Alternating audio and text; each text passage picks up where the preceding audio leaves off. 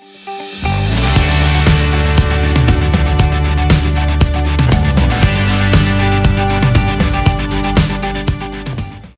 obviously, as Michelle said, I'm an associate in BLM's London disease team, and I'm here to talk to you about carbon monoxide poisoning claims.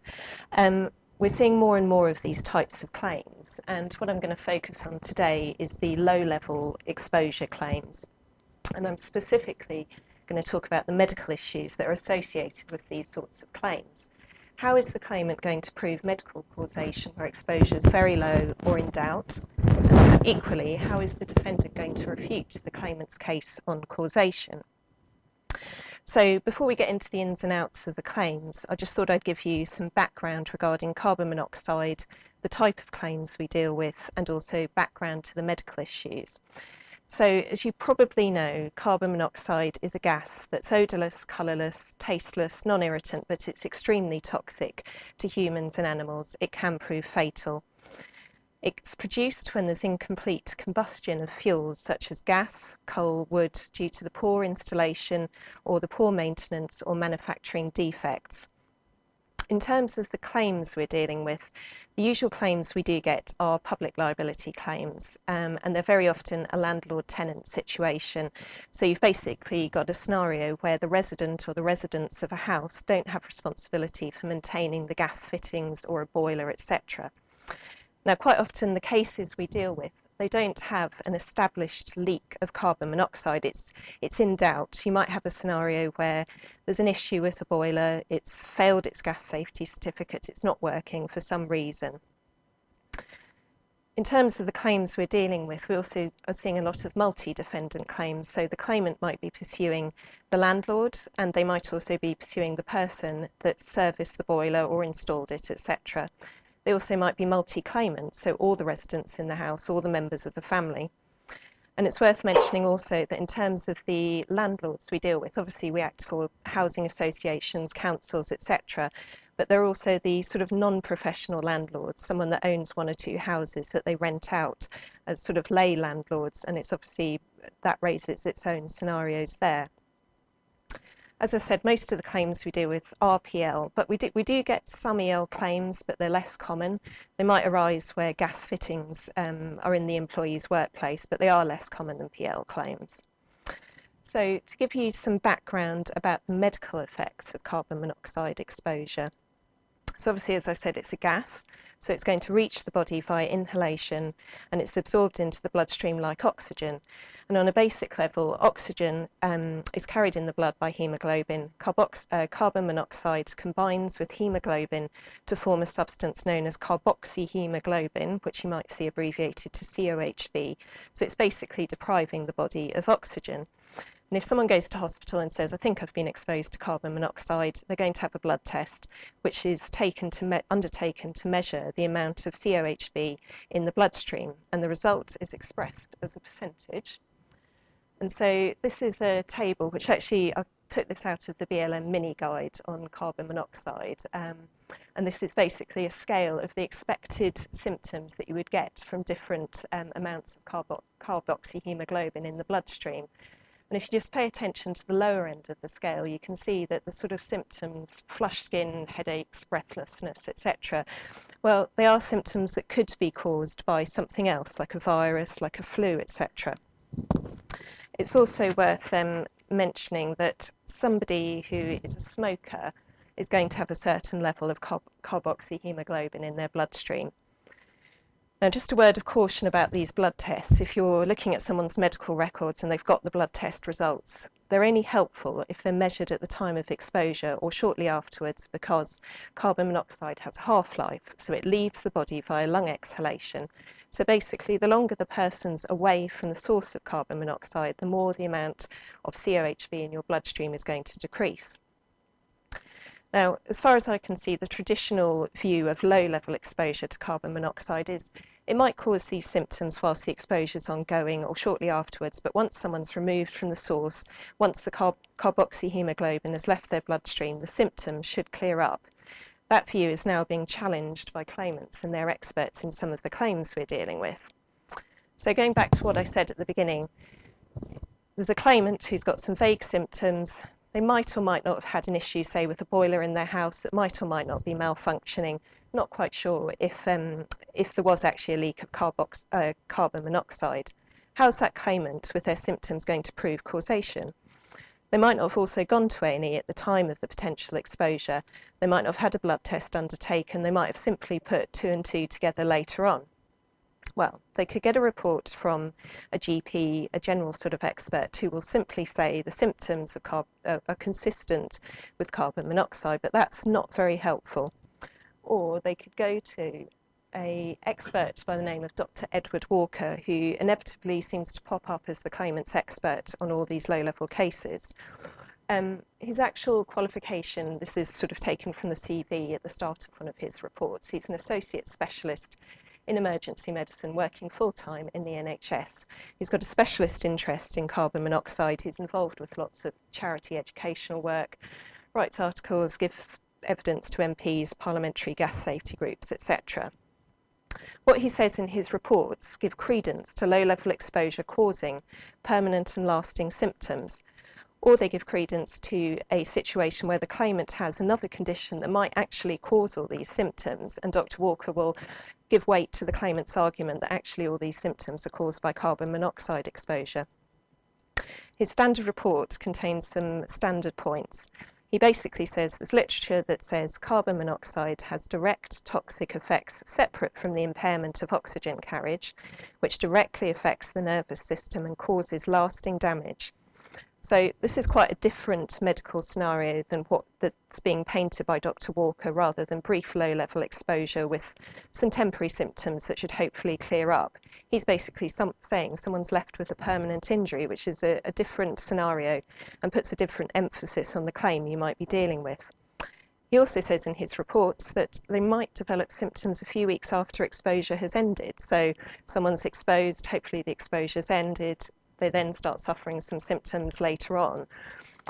He also contains a phrase that I've seen in all his reports that says, this so-called new knowledge, whilst emerging over the last 10 to 15 years, has yet to find its way into British toxicological teaching at undergraduate and postgraduate level.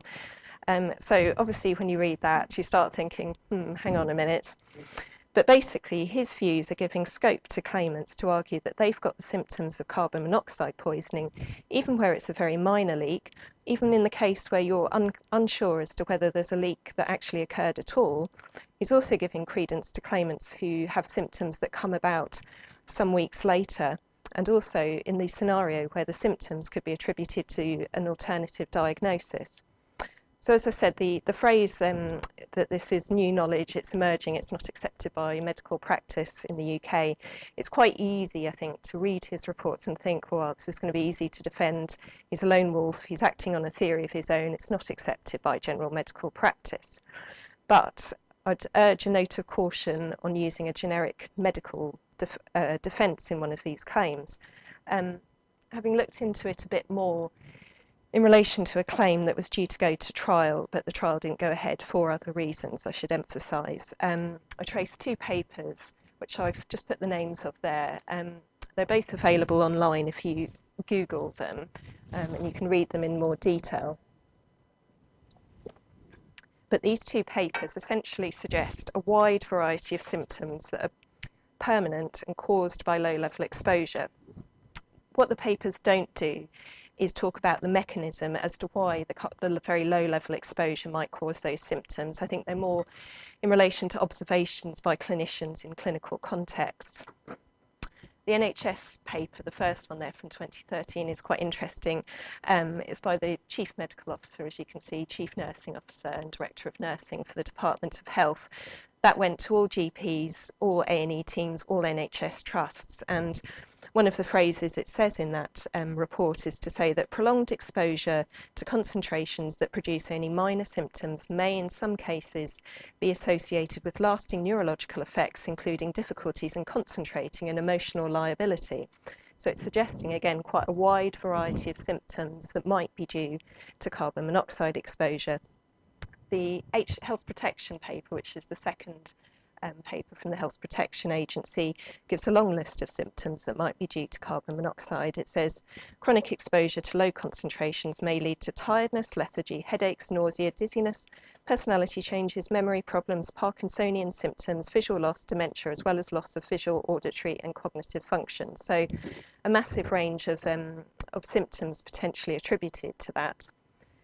Just going back to Dr. Walker briefly, as far as I know, no one in BLM has seen him at trial. We don't know what he's like at trial, but in one of my cases, for example, where we had a joint statement, according to our expert, he came across as quite inexperienced in the medico-legal context. He backed down quite a lot in the joint statement. In another case, which was Michelle's case, he wouldn't properly answer the Part 35 questions put to him by us. He basically said he didn't want to read the pleadings, and that was a matter for the judge to decide.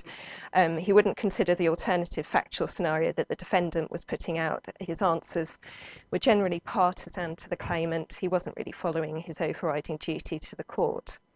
So he's not particularly sophisticated in the medico-legal context, but I think if we did get towards a trial, it would take a switched-on claimant's solicitor or claimant's counsel to be able to look at these papers, the HPA and the Nhs paper and other sources, and be able to draw the right answers out of Dr. Walker, either in cross-examination or via Part 35 questions. So I think what I'm saying is, when you first read his report and he's sort of saying that his theories aren't accepted by general medical practice, it's not going to automatically afford you a generic medical defence.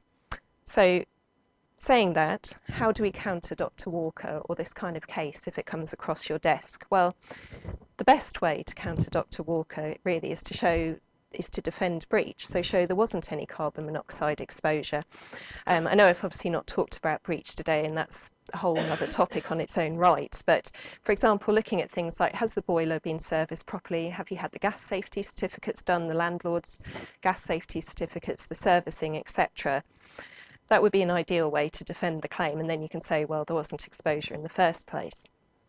But you may have a scenario where the boiler it's unclear as to whether it did emit any carbon monoxide, or it might be a very minor leak. So there might be doubt over whether there was an exposure at all. In this kind of case, it's really key to get the medical records. It's key in every case, but I think in this kind of case, it's even more so.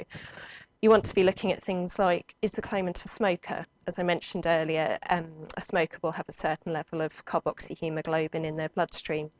Did they actually have a blood test for carbon monoxide?